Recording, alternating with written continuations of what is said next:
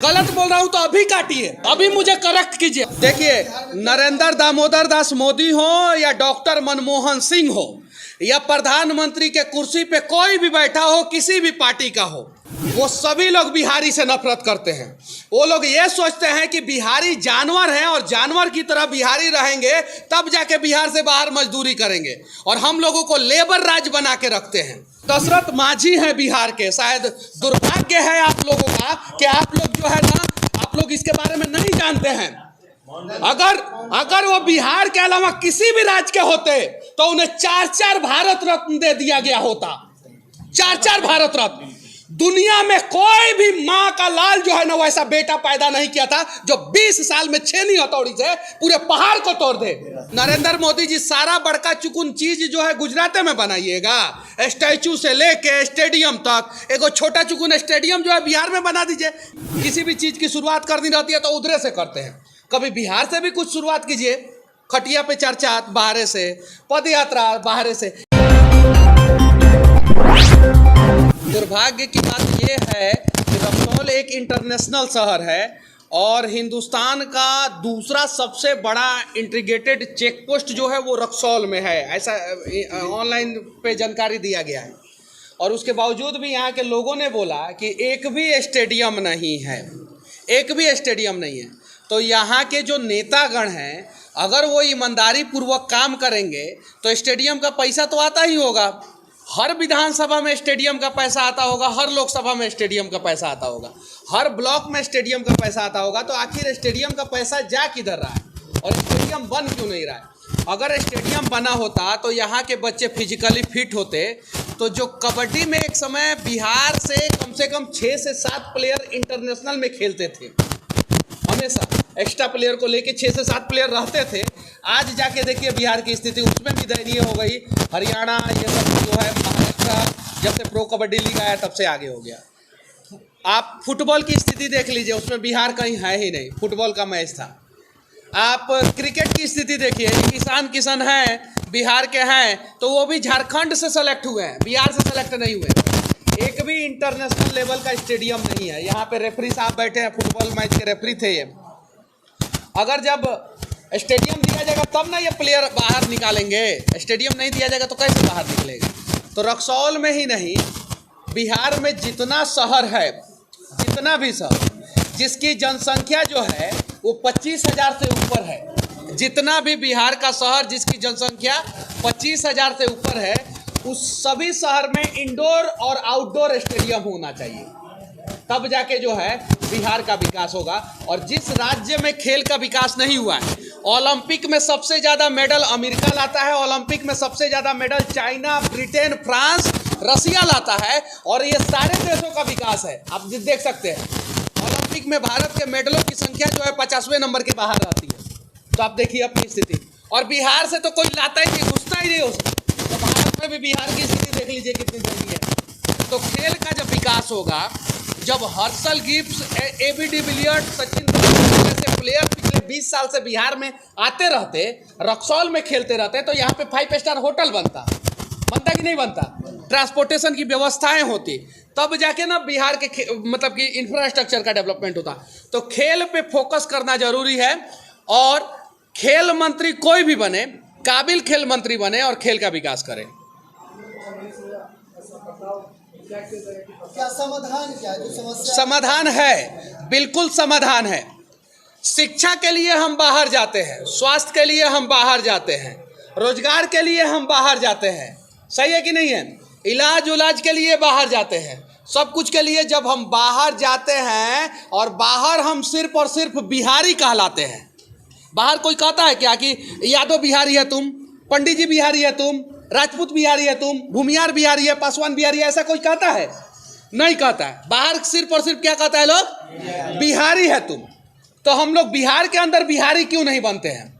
चुनाव के समय में हम लोग जाति के नाम पे वोट देते हैं, पार्टी के नाम पे वोट दे देते हैं, व्यवस्था धन के नाम पे वोट दे देते हैं।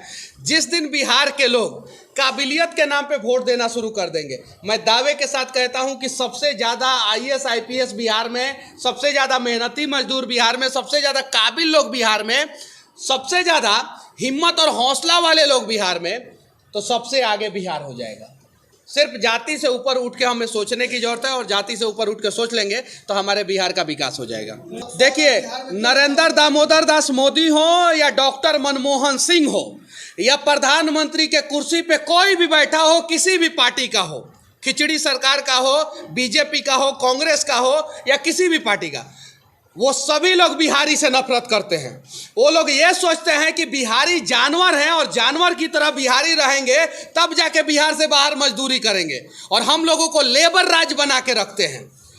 इसलिए जो है बिहार का विकास नहीं हो रहा है। नरेंद्र दामोदर दास मोदी बिहार में आए थे, बोले थे इंडस्ट्री लगाएंगे, नहीं लगाए 8 साल में। मनमोहन सिंह आए थे, बोले थे इंडस्ट्री लगाएंगे, नहीं लगाए बिहार में। सच्चाई ये है, वो सभी लोग नफरत करते हैं।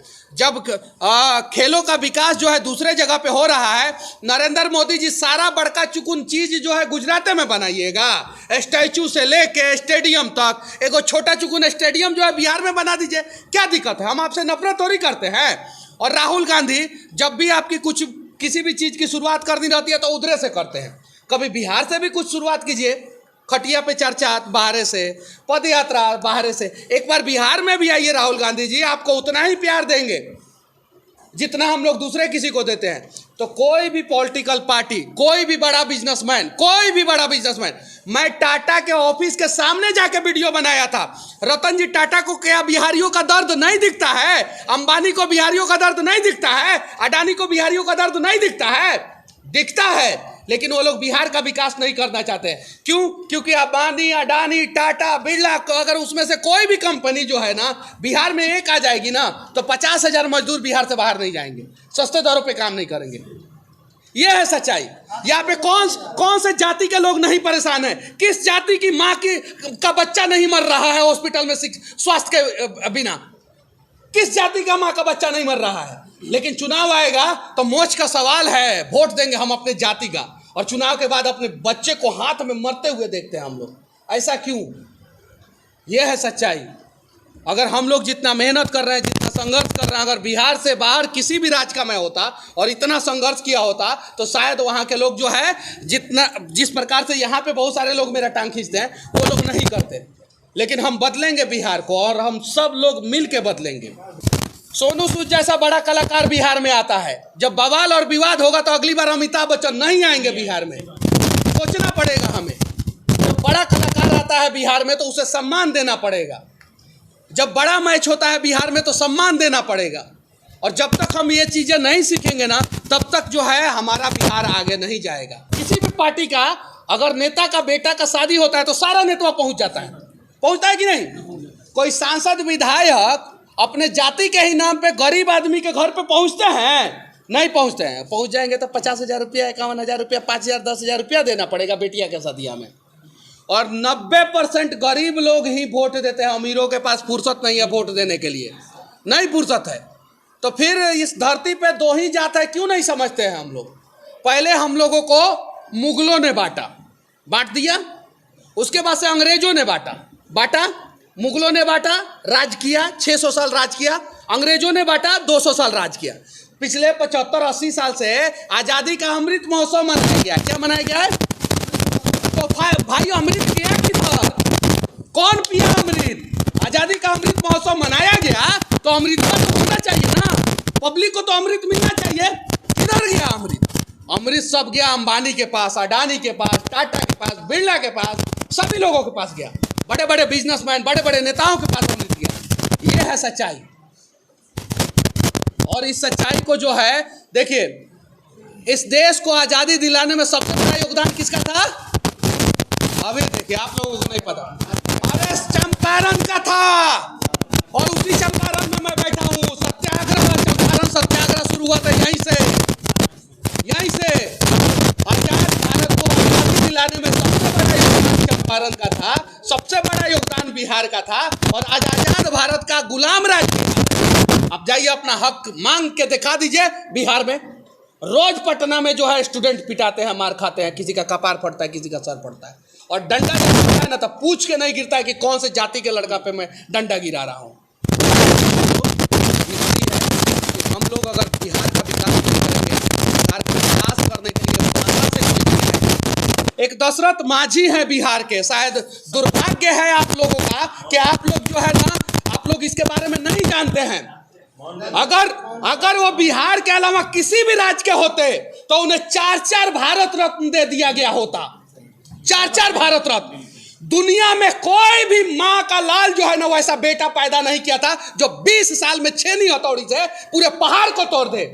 अब भारत रत्न में भी जो है ना बिहार के साथ जो है ना वो दुर्व्यवहार होता है। क्यों नहीं दिया गया भारत रत्न अभी तक दशरथ मांझी को? क्यों नहीं?